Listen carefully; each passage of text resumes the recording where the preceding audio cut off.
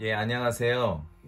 오늘은 칼빈과 영어 제네바 성경에 대해서 말씀드리겠습니다.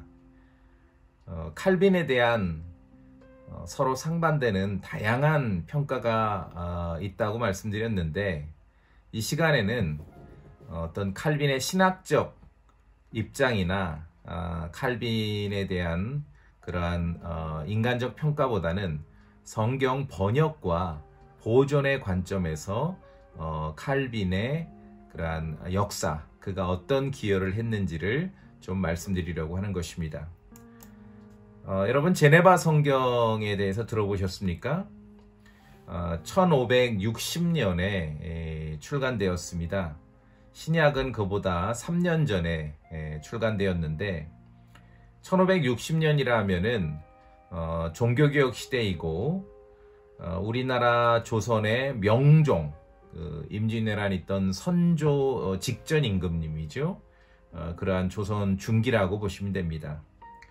제네바 성경은 영어 성경입니다.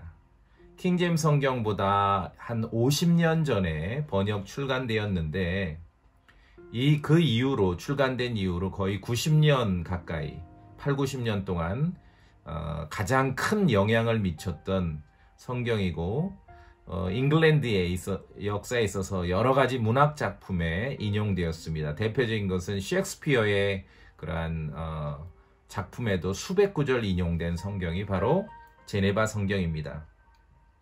제네바 성경은 종교개혁 성경입니다. 퓨리탄들의 성경이고 프로테스탄트 성경입니다. 당시 카톨릭 교회에 가장 큰 위협이 되었던 성경입니다. 그 제네바 성경의 이 주석에 보면은 교황을 적그리스도라고 그렇게 표기를 했습니다. 그렇기 때문에 카톨릭 교회에서 제네바 성경을 매우 싫어했습니다. 17세기 초에 북미로 갔던 메이플라워 청교도들이 처음으로 이렇게 북미의 대륙으로 가져갔던 성경도 이 제네바 성경입니다. 자, 그런데 이 영어 제네바 성경이 스위스 제네바는 스위스 제네바를 말하는 것입니다. 스위스 제네바에서 번역되고 출판되었습니다. 스위스 제네바는요, 지금도 프랑스어 사용 지역입니다. 당시에도 이 프랑스 영향권에 있었던 지역이거든요. 자, 그럼 왜 16세기 종교개혁 성경이고 퓨리탄 성경으로 알려져 있는 영어 제네바 성경이 잉글랜드가 아니라 스위스 제네바, 프랑스어를 사용하는 스위스 제네바에서 번역되고 출간되었는지, 그것을 우리가 알아보겠습니다. 그러기 위해서는 종교개혁 시대의 잉글랜드의 역사에 대해서 이해를 해야 됩니다.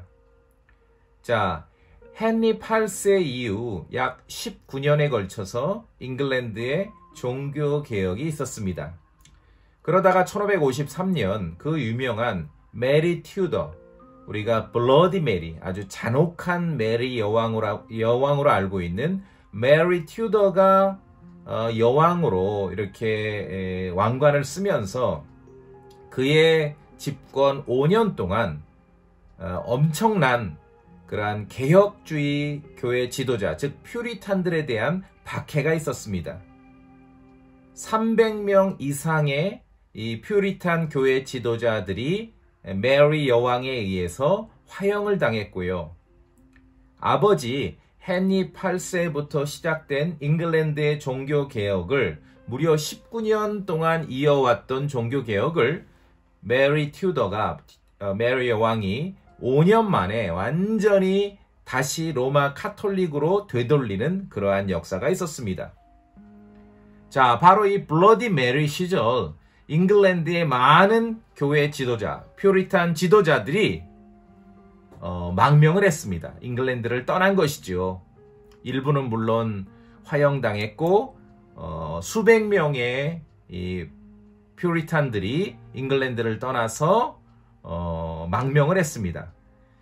그들이 다수가 안전한 피난처로 망명한 도시가 바로 스위스 제네바입니다. 왜 제네바였을까요? 당시 로마 카톨릭을 반대하는 사람들에게 가장 안전한 도시 중에 하나는 바로 제네바였습니다. 거기에 칼빈이 있었습니다.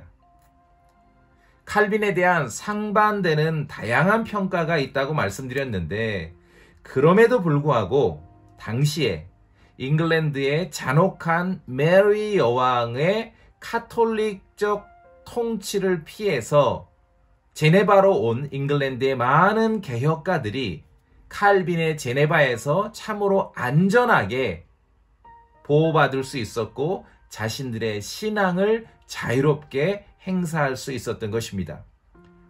칼빈의 제네바가 있었기 때문에 잉글랜드의 종교개혁가들은 안전한 도피처를 얻었던 것이죠.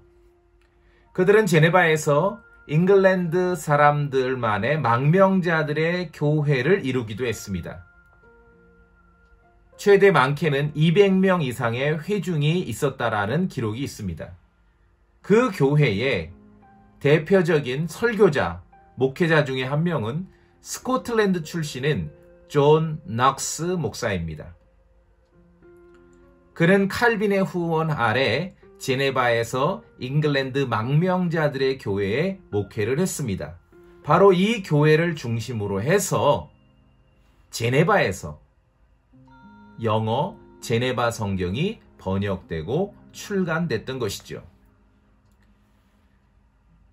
주 번역자로서는 윌리엄 휘팅엄이라는 잉글랜드의 개혁자의 이름이 있습니다. 그는 존 낙스를 이어서 제네바에 있던 망명자들의 교회에 목회를 하게 됩니다. 그가 제네바 성경의 주 번역자입니다. 그리고 마일스 커버데일이라는 사람도 있습니다. 그는 이미 1535년에 틴데일 성경을 기초로 해서 영어 커버데일 성경을 번역 출간을 했고, 그 이후로는 그레이트 성경을 출간을 할 때도 관여했던 마일스 커버데일도 요때 바로 제네바의 망명교회의 참석자로 있었던 것이죠.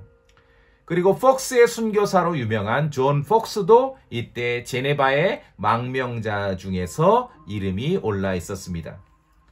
바로 이 제네바에 있던 잉글랜드의 종교개혁가들, 퓨리탄들의 교회를 중심으로 해서 성경이 번역되고 출간되었습니다. 이 모든 일에 든든한 후원자로서 칼빈이 있었던 것이죠. 제네바 성경은 스코틀랜드의 종교개혁가 존 녹스에 의해서 스코틀랜드에서 이후에 인쇄되는 첫 번째 성경이 됩니다. 말씀드렸듯이 1560년에 출간된 이후에 종교개혁 성경으로, 퓨리탄 성경으로 성경적인 신앙과 종교개혁 신앙, 그리고 칼빈주의 신앙에 대한 많은 영향을 끼치게 됩니다. 카톨릭에 강력하게 반대했던 성경이었습니다. 그래서 잉글랜드의 망명자들에 의해서 잔혹한 메리 여왕의 카톨릭적 철권 통치를 피해서 안전한 도피처인 스위스 제네바에 와서 영어 제네바 성경을 번역하고 출간한 이 역사를 말하면서 이 모든 일을 가능하게 했던 칼빈을 언급하지 않는 것은 역사를 너무 경솔하게 다루는 일일 것입니다. 킹제임스 이전에 가장 영향력이 있고 가장 유명했던 제네바 성경은 바로 종교개혁가 칼빈이 있었기 때문에 번역되고 출간될 수 있었다는 사실입니다. 이것이 역사적인 팩트이죠.